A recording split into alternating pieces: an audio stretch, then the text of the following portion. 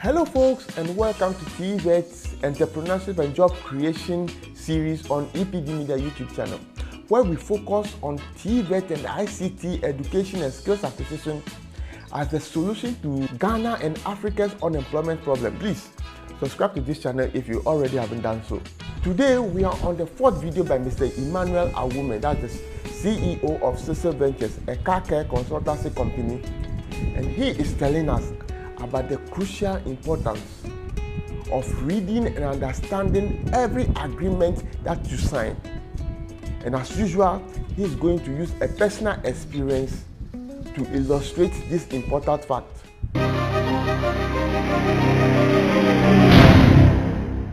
Not too long ago, I encountered a corporate organization that walked to me and needing a brand collaboration to rebrand an aspect of their business. I gave into it. In fact, initially, I wasn't ready because of my past experience. Now, I gave them a condition. Because of my past experience, I wouldn't want to, but they insisted. They really needed me to come on board to rebrand that aspect of their business to boost. And so they gave me the assurance of going by their words. Now, what happened was, I told them I can only get myself committed if they can assure me of 5 years of operation on their property. Okay. As the agreement to start with. Okay. Now, they agreed to it. Now, they brought in the agreement document. All right. And in the agreement document, instead of making it straight 5 years, they made it 2 years subject to renewal to 5. Okay. All right. I queried it. And what they told me was there was no way they were not going to honor their words. They were a corporate organization, so credibility is key to them. So that was just supposed to be a formality. Okay. Not that they are saying that in 2 years they will not renew. Okay. But in 2 years, subject to renewal, that was just a formality. So they're not going to go against their word, since it's supposed to be an agreement, and I also need to come in and protect my investment. And this is a big brand, I suppose. This is a big brand. It's a very big brand. Now, in the document also, there was an aspect that indicated that both parties in this agreement can exit the contract without recourse to explanation to each other. Right? Okay. Which sounded good. That, okay, if I go into it and I'm not comfortable, I can walk out. And if they also choose, they can walk out. But for that credibility issue they brought in, I overlooked that clause. Now, after knowledge was transferred, after I started operating, so they actually gave me, we went into the contract and I started rebranding the aspect of the business in concern. And it gained grounds in 2 years. So now they had to renew the contract for us to move on. Only for me to receive a letter indicating that they were not ready to extend the contract. After the first 2 years? After the first 2 years, after knowledge was transferred. Okay, intellectual property had gone. They've gained what they want. I can't take it from them. So what do I do? When I queried it, they activated the clause that stated that they don't owe me any explanation, as they have in the contract. Seriously? And that was what they used to get me out. All right.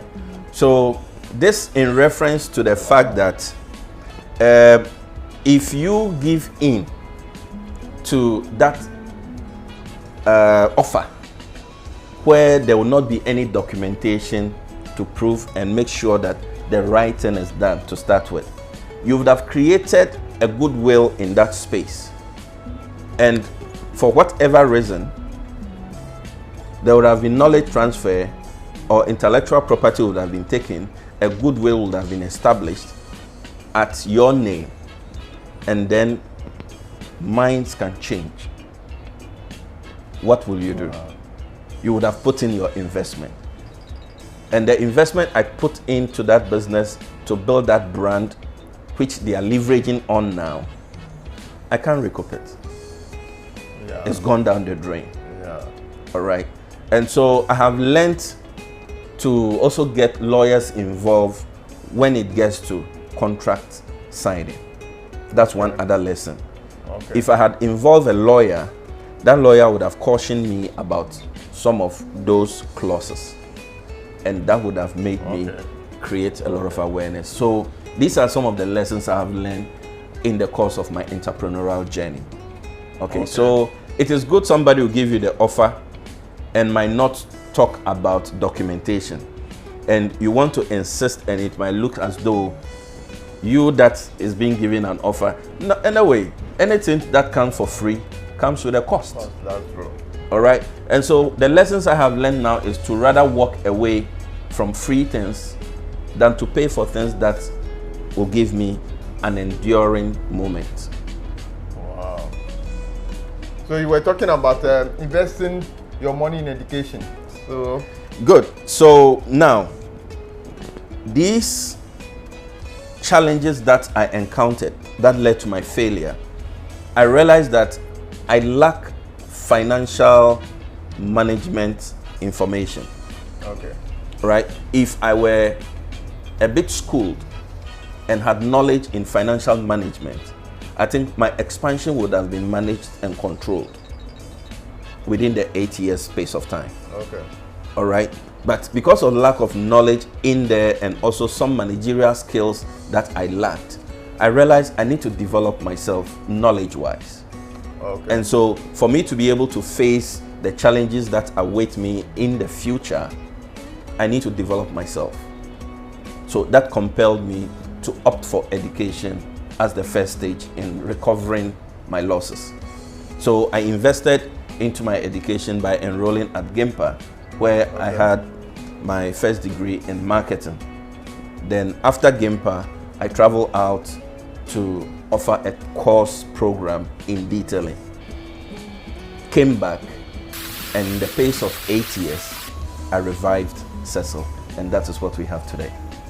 Great story. Yes. Great story. Wow. So coming to the technical aspect of your knowledge and education, how would you say TVET or your technical education has helped you in building this brand? Now, skill is critical. You need skill to implement knowledge. If you have knowledge and you don't have the skill, how do you practicalize what you've learned? And that even cuts across beyond technical, even into secondary or corporate environment, where you need skill to be able to implement knowledge. Okay. So now, having had technical education, I have been well informed technically with a skill, such that even as I take up on research programs or taking up short courses in management and all that, the skill I have technically gives me the leverage to be able to know how to implement things practically. Okay. All right. So technical education tends to open you up to realistic issues on the ground. It opens you up to skill sets that you can turn around and establish a business on your own without necessarily having to be employed.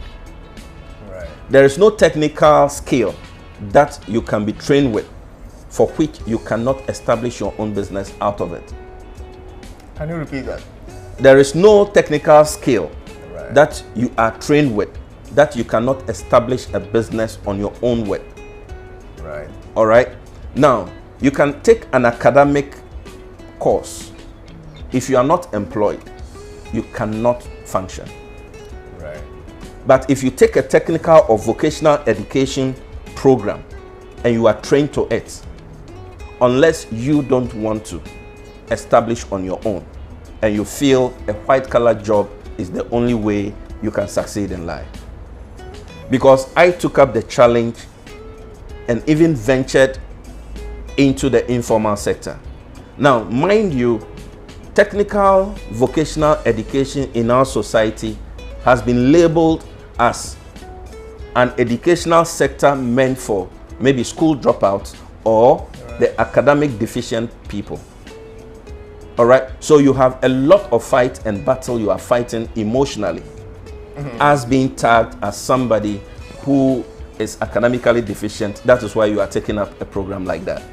Right. Now, that also becomes a great disincentive for people to want to enroll into technical vocational education, even though their inclination, their career inclination is skewed towards technical vocational courses or programs. Right. But for the stigmatization that is associated to technical vocational education, it is keeping a lot of people away from wanting to associate or train and pick up courses within the technical vocational education sector. Right. I'm a practical victim of that, and I have to fight that emotionally to have come this far. Right. All right.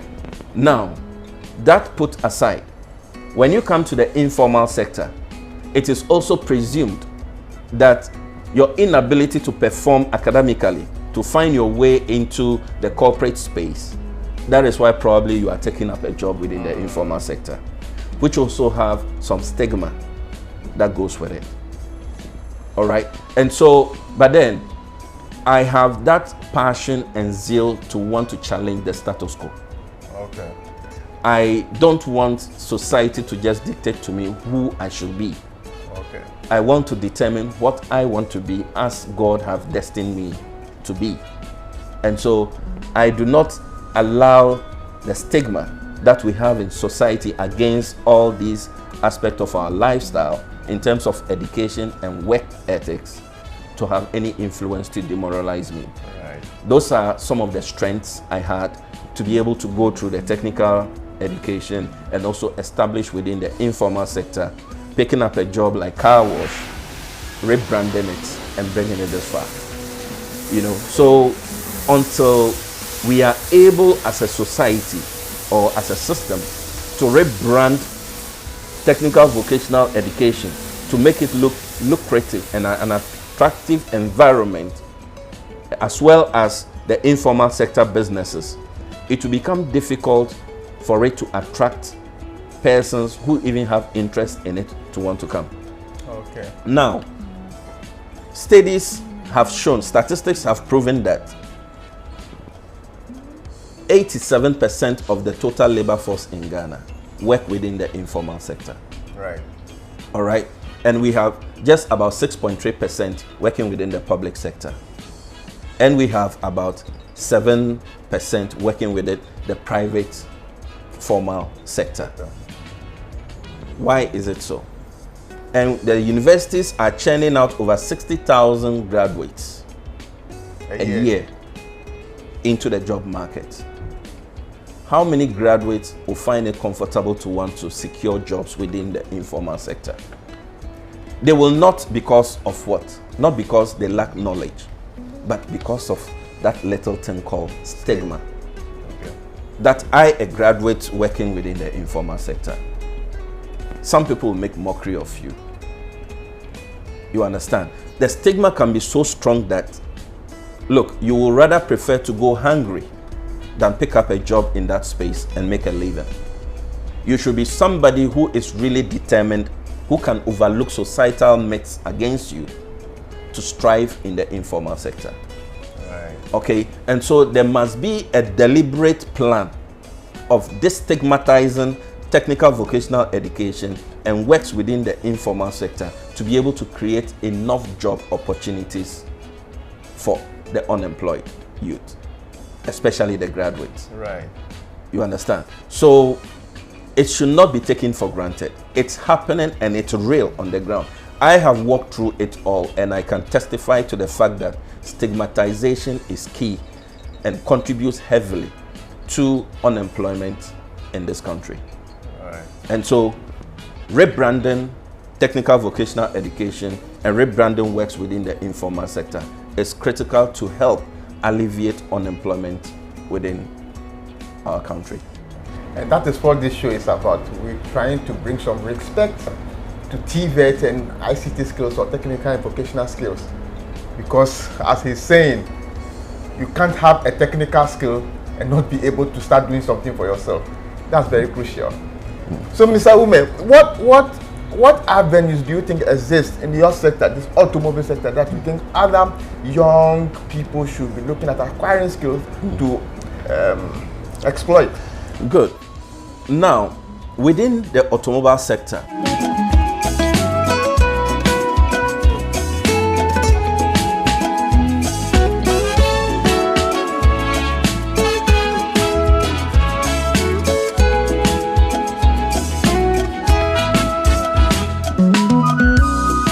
I will recommend you subscribe to this channel. This is a channel that seeks to provide you with enough information on entrepreneurship, technical vocational education and training, and ICT. These are sets of information, when well harnessed and made judicious use of, can help build on your human capital in the job market. It can as well get you well informed to set yourself up as an entrepreneur and build a big business out of this. This will help you walk yourself away from unemployment, and together we will be able to contribute to reduce the unemployment rate we have in our country.